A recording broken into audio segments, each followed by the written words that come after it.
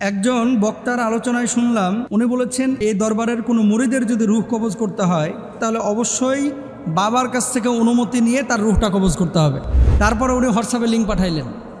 Link পাঠানোর পরে বলছে, হুজুর ভিডিওটা দেখে তারপরে আপনি মন্তব্য করবেন। তো এই ভিডিওতে মোহতারাম বক্তা সাহেব কী বলেছেন একটু শুনি, তারপরে আমরা সলিউশনটা দেবো ইনশাল্লাহ। জেনে রাখবেন, এই দরবারের মুরিদ আজরাইল আলাইহিস সালাম ততক্ষণ জান কবজ করেন না যতক্ষণ আগে আপনার পীরের দরবারে হাজিরি না দেন।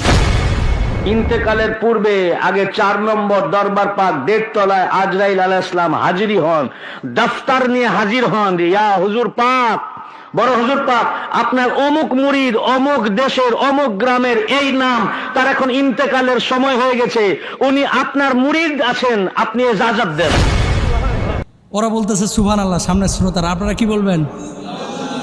জোরে বলেন কি? লা হাওলা ওয়ালা কুওয়াতা ইল্লা বিল্লাহ। কতভাবে যে মানুষের ঈমান চুরি করা হচ্ছে। এই শুনেন, হক্কানি পীর যদি পান, যার কাছে গেলে কোরআন হাদিস শেখা যায়, সঠিক পথ পাওয়া যায়, সেখানে যাবেন ওই পীর সাহেবকে শিক্ষক হিসাবে গ্রহণ করার জন্য। কি হিসাবে?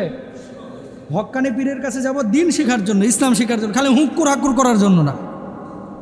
এই যে কথাটা বলল যে মালাকুল মাউত ওনার বাবা মানে পীর সাহেবের কাছ থেকে অনুমতি নিয়ে মুরিদের জান কবজ করতে হবে, এই কথাটা যে যিনি বলেছেন, তাহলে ওনার ওই বাবার মানে পীর সাহেবের যখন রুহটা কবজ করছে অনুমতি কার কাছ থেকে নিছে? ভণ্ডামি এগুলো কি? এদেশের মধ্যে মানুষের ধর্মীয় আবেগ বেশি, ধর্মীয় জ্ঞান কম, যে কারণে আমাদের এই বাংলাদেশে এবং পশ্চিম বাংলায় ভারতের কিছু অঞ্চলে নানানভাবে সাধারণ মানুষকে বুঝাইয়া নিজেদের পাল্লা ভারী করে মানুষের ঈমান চুরি করে। শুনেন, ইহুদি খ্রিস্টান হিন্দু এরা ইসলামের জন্য ততটা ক্ষতিকর না এদেশের কিছু মোল্লা মুন্সি এবং পীর সাহেবরা যতটা ক্ষতিকর। হিন্দু সে ইসলামের ক্ষতি কি করবে? সে ইসলামে ঢুকতে পারে না, বরঞ্চ তার ধর্ম সে প্রচার করে। ওরা ইসলামের জন্য অতটা ক্ষতি করে না। কিন্তু আমাদের দেশের পথভ্রষ্ট আলেম এবং পথভ্রষ্ট কিছু পীর যারা মানুষের ঈমানটাকে ইসলামের খোলসের ফ্রেমের মধ্যে থেকে ঈমানটাকে চুরি করে নষ্ট করে। আল্লাহ এদেরকে হেদায়েত দান করুক, আমিন বলেন। এবার আসেন দলিলে, আল্লাহ তাআলা কি বলছেন? আইনা মা তাকুনু ইউদরিকুমুল মাউতু ওয়ালাউ কুনতুম ফি বুরুজিম মুশাইয়াদা। মৃত্যু যখন আসবে, তুমি সুউচ্চ পাহাড়ে থাকো, মাটির গর্তে থাকো, ইন্টেনসিভ কেয়ার ইউনিটের মধ্যে থাকো, মালাকুল মাউত তোমারে পাকড়াও করবে। কুল্লু নাফসিন যায়িকাতুল মাউত, প্রত্যেকটা প্রাণীকে এই মৃত্যুর স্বাদ আস্বাদন করতে হবে। ওয়া ইন্নামা তুওয়াফাউনা উজুরাকুম ইয়াউমাল কিয়ামাহ, কিয়ামতের ময়দানে কি করা হবে? প্রতিদান দেওয়া হবে। দেখেন অন্য আয়াতে আল্লাহ তাআলা বলছেন, হাত্তা ইদা জাহাদাহুমুল মাউত ক্বালা রাব্বিরজিউন লাআল্লি আমালু সালিহান ফীমা তারাকতু কাল্লা ইন্নাহা কালিমাতুন হুয়া কাইলুহা। মালাকুল মাউত যখন আসবে মানুষের কাছে, মানুষ বারবার আকুতি করবে, ও মালাকুল মাউত, আমাকে একটু সুযোগ দাও, আমাকে 2টা দিন সময় দাও, আমি একটু সাদাকা করে আসি, আমি একটু সৎ কাজ করে আসি। ওয়ালা ইউআখিরুল্লাহু নাফসান ইযা জাআ আজালুহা, আল্লাহ নিজে কোরআনে বলতেছে মৃত্যু যখন চলে আসবে তাকে 1 মুহূর্ত সুযোগ দেওয়া হবে না। সেখানে বলতেছে আর বাবার কাছ থেকে পারমিশন নিয়ে আসতে হবে। নাউজুবিল্লাহ, জোরে বলেন না। এগুলো ঈমান চোর। কোরআন যেটা বলেছে সেটা মানবেন না, এই বাবা যেটা বলেছে সেটা মানবেন।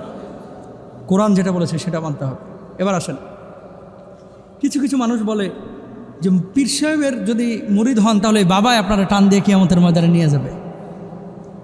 আল্লাহ কি বলছে? এবার আসেন, ইয়াউমা লা ইয়ানফাউ মালু ওয়ালা বানুন, কেউ কারো উপকারে কিয়ামতের ময়দানে আসবে না। এরপর আল্লাহ বলছে, ইয়াউমা ইয়াফিরুল মারউ মিন আখিহি ওয়া উম্মিহি ওয়া আবিহি ওয়া সাহিবাতিহি ওয়া বানি লিকুল্লি ইমরিইম মিনহুম ইয়াউমাইদিন শাআনু ইগনি। বাপ সন্তানের থেকে পালাবে, মা সন্তানের থেকে পালাবে, সন্তান মায়ের থেকে বাপের থেকে পালাবে, ভাই ভাইয়ের থেকে পালাবে। যেই মা জন্ম দিয়েছে সন্তানের জন্য, এই মা ফাঁসির কাষ্ঠেও যাইতে রাজি আছে, এই মা কিয়ামতের ময়দানে সন্তানকে চিনবে না। আর বাবাই বলে আরে জান্নাতে নিয়ে আসবে, বাবাই তো থাকবে সেদিন দৌড়ের ওপরে। আম্মা যারা আয়েশা সিদ্দিকা রাদিয়াল্লাহু তাআলা আনহা বসরা নবীজিকে বলছি, ইয়া রাসূলুল্লাহ, আমি আপনার কে? তুমি আমার স্ত্রী, কিয়ামতের ময়দানে আমি কি কোনো ফ্যাসিলিটি পাবো না? কিসের ফ্যাসিলিটি? আপনার স্ত্রী হিসেবে আমি জান্নাতে বিনা হিসেবে যাব না? আল্লাহ নবী জবাব দিলেন, আয়েশা নিজের আমল নিয়ে কবরে ঢুকো, ফাতেমা নিজের আমল নিয়ে কবরে ঢুকো। আমল নিয়ে কবরে গেলে এই নবী কিয়ামতের ময়দানে আয়েশাকে ফাতেমাকে চিনবে, আমল ছাড়া কবরে গেলে এই নবী আয়েশাকে ফাতেমাকে চিনবে না। আর আমার বাবারা দাদারা আছে মাশাআল্লাহ, অটো গিয়ারে জান্নাতে যাইতে চায়, নিজে আমল করবে না, নিজে নামাজ পড়বে না, মুরিদ তো আসি অমুক বাবার, বাবাই টান দিয়ে নিয়ে যাবে। তোর বাবা যদি দৌড়ের উপরে থাকে তোর অবস্থাটা হবে কি? আল্লাহ হেদায়েত দান করুক, আল্লাহ বুঝ দান করুক। আমি কোনো পীরের বিপক্ষে কথা বলতেছি না, হক্কানি পীরদের কাছে যাবেন দিন শেখার জন্য। কিন্তু যারা এমন কথা বলে যে বাবা তোর নামাজ রোজা এটার দায়িত্ব আমি নিলাম, কারণ কি এগুলো ইমান চোর। এগুলো কি চোর? জোরে বলেন কি চোর? ইমান চোর। হক্কানি পীরদের পক্ষে থাকবেন, কিন্তু ভণ্ড এ সমস্ত মানুষ যারা ইমান চুরি করে এদের থেকে দূরে থাকবেন। আল্লাহ এদেরকে হেদায়েত দান করুক।